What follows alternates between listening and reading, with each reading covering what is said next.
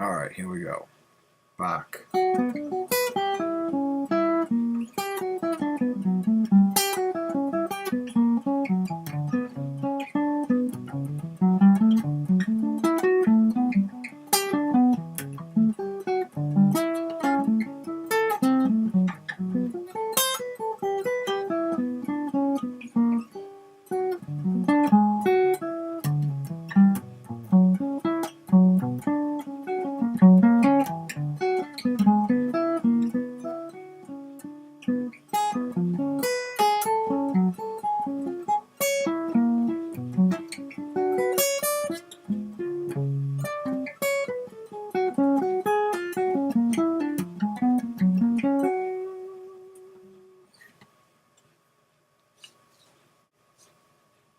Alright, greetings Bach fans. So this is Bach's piece from the Partitas and Sonatas. It's for solo violin. It's probably some of his best work. It's one of my favorite. You can get the actual book, which is actually right here. Look at this. Bach Sonatas and Partitas. That's what this is. And this is one of the pieces in B minor. I think the B minor one is the coolest one. I probably should have looked this up ahead of time, but there it is. Let's see, which one is the B minor? Sonata 2. It's Sonata 2. The first piece, yeah, there it is. It's the second piece, the double, in B minor. So what I want to do is go over the changes, the chord changes, because it's all 2/5 licks, so it's sort of like it's a really good study in playing through changes, even though it's in B. It's not the greatest key, but the writing is just crazy. It's hard for me to explain. In my mind, I'm a huge Bach fan, but if I try to explain it, I just sound like an idiot. But so let me go over this. I'll have the tab written out so we can just go measure by measure rather than say every note. Let's go one measure at a time. So the first measure is the changes, well, the line, B minor arpeggio. And then we go right to the 2 chord, which is C sharp minor 7 flat 5.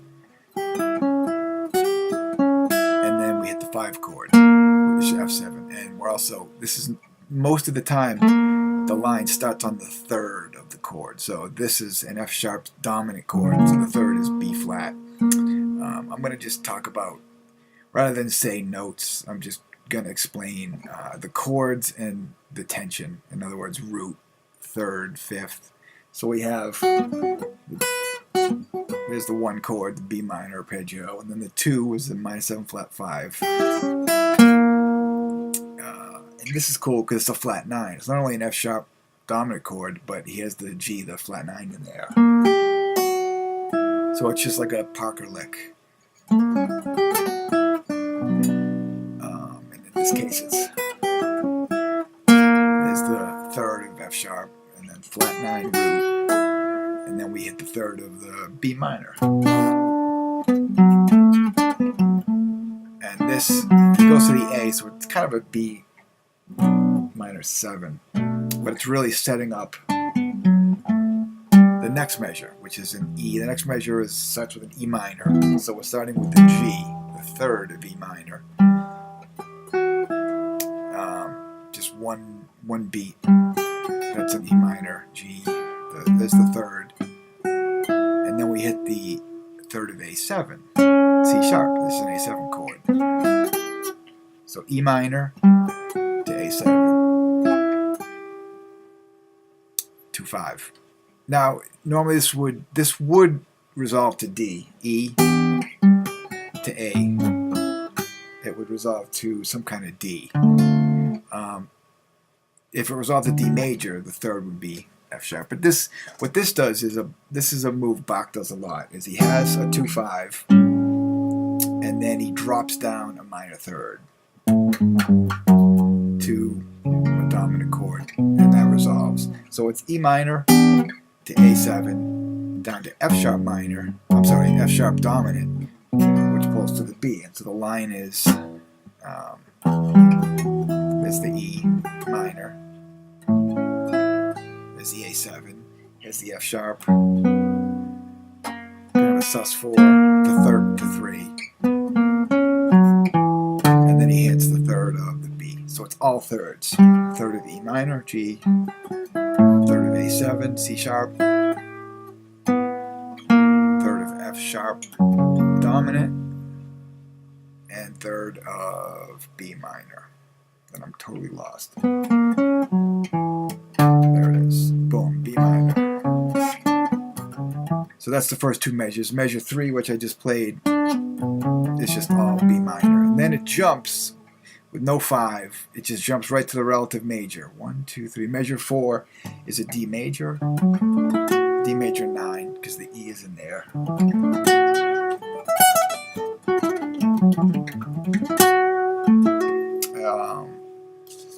And then that's the next. That sets us up for the next G. So it's D to G, a 1 to 4, the 1 major to the 4 chord. Need new strings. When my strings get old, the intonation goes.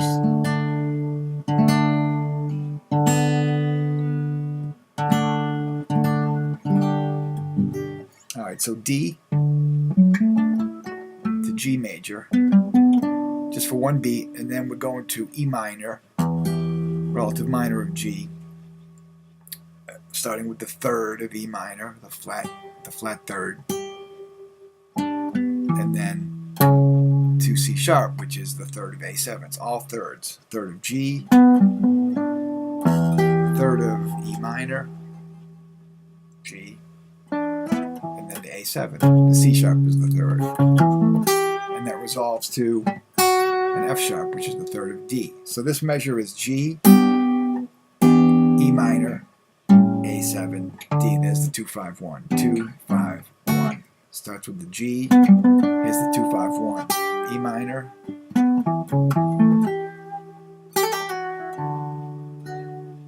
And then we have a little bit. There's a little A7 snuck in there. Bach does that sometimes. So next measure would be 1, 2, 3. 1, 2, 3, 4. Measure 5 starts with an A major. Again, we're starting on the third. And then when it hits the A note, I think this is actually the third of F sharp minor 7 flat 5, which is another 2. The 5 would be B7, and that pulls us to E minor. So the line is. So that's in the third of F sharp minor 7 flat 5, which is A. That's just an arpeggio. And then it's the third of B, D sharp. And that's the whole line is a B7 line. And then the next measure starts on the G, which is the third of E minor.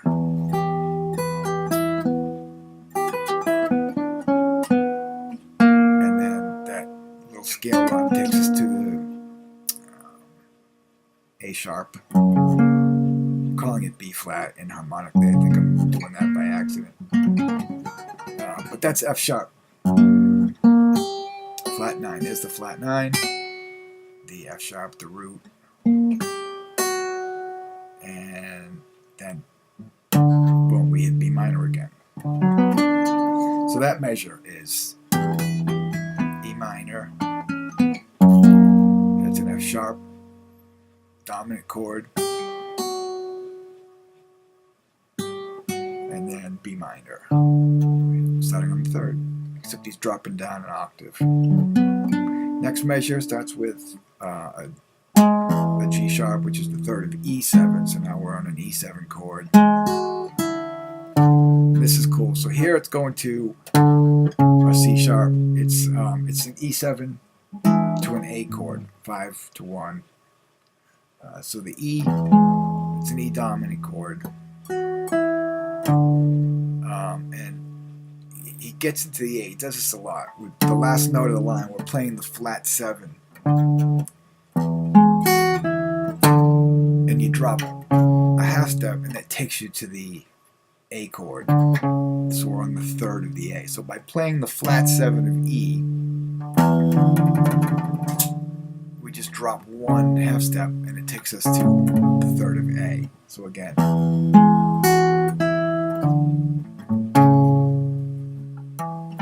then becomes an A7 arpeggio. And here we are again at the F sharp 7,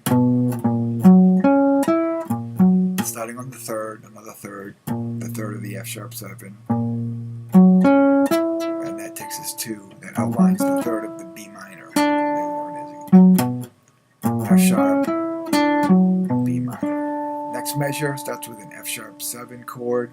We're starting on the C sharp, the 5 of F sharp. And there it is again, the flat 7 in the bass. So there's an F sharp 7 arpeggio. And then at the end there we hit the flat 7, and that takes us, in this case it's a whole step, down to the flat third of B. So we'll resolve to the B minor. Like that. And then that's just an E major. Again, starting on the third. So this measure starts with a C sharp, the 5 of F sharp dominant.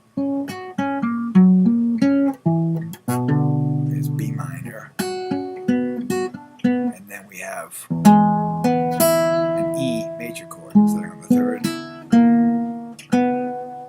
Tritone, that's cool. So that's all E7. Next measure. So let's see, where are we? 1, 2, 3, 4, 5, 6, 7.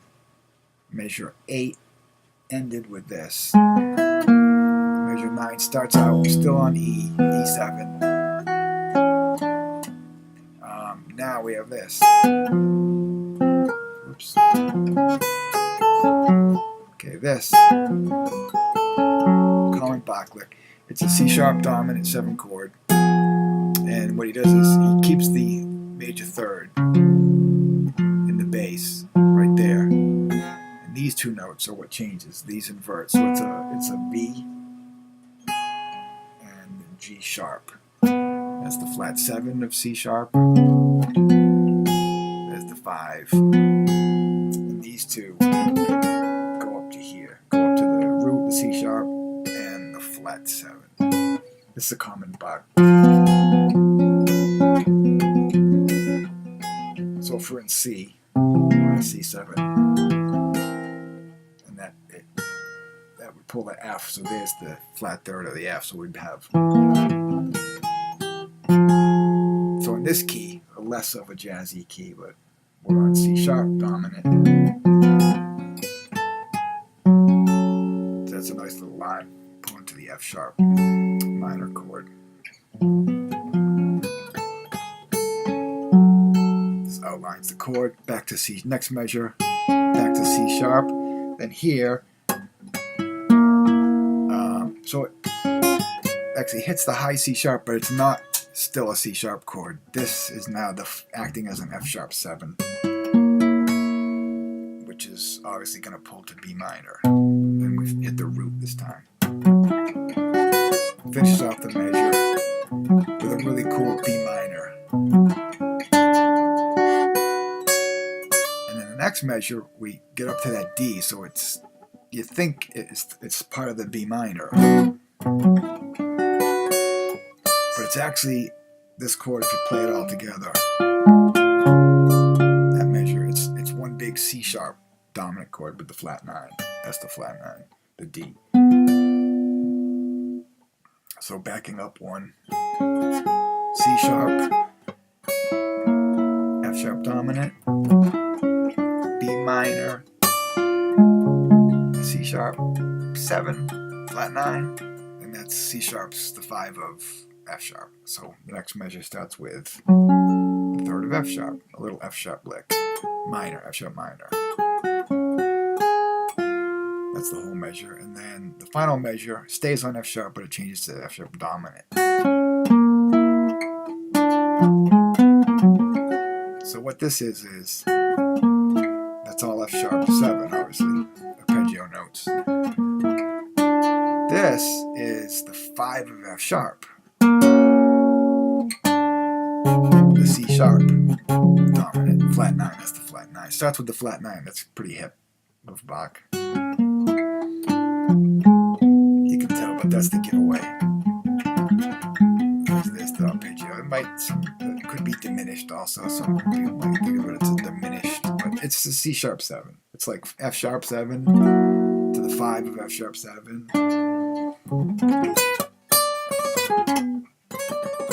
With the flat 9. And then back to the F sharp 7.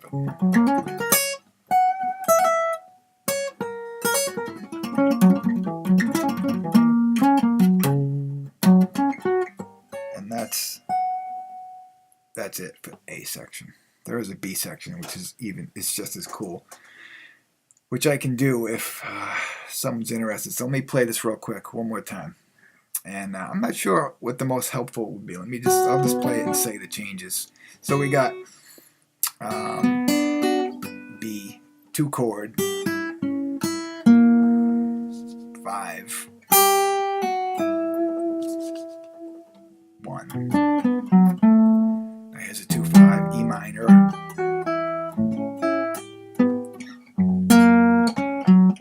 F sharp 7 to B, D major, G major, E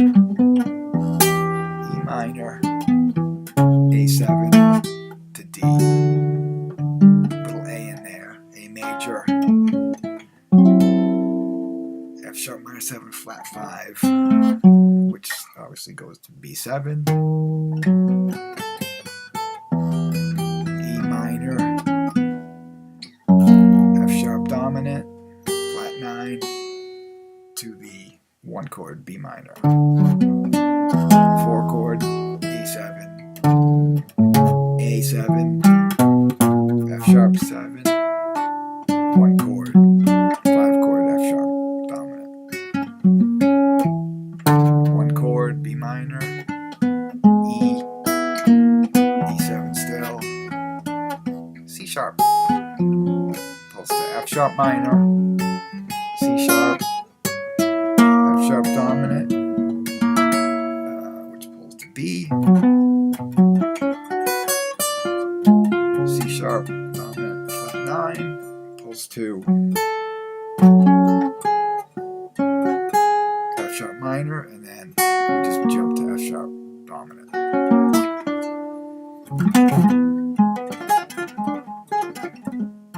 C sharp, so flat 9, 5 F sharp. Back to F sharp dominant. Whoops.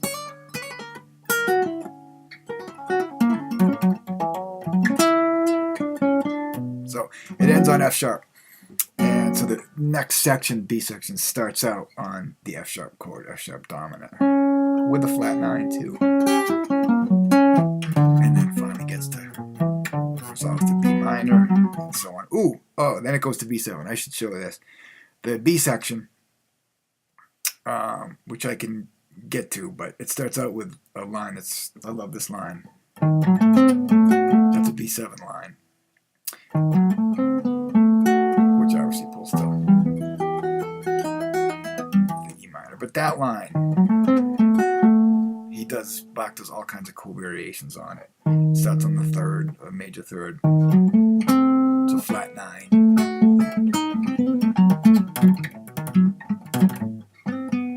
It's very useful.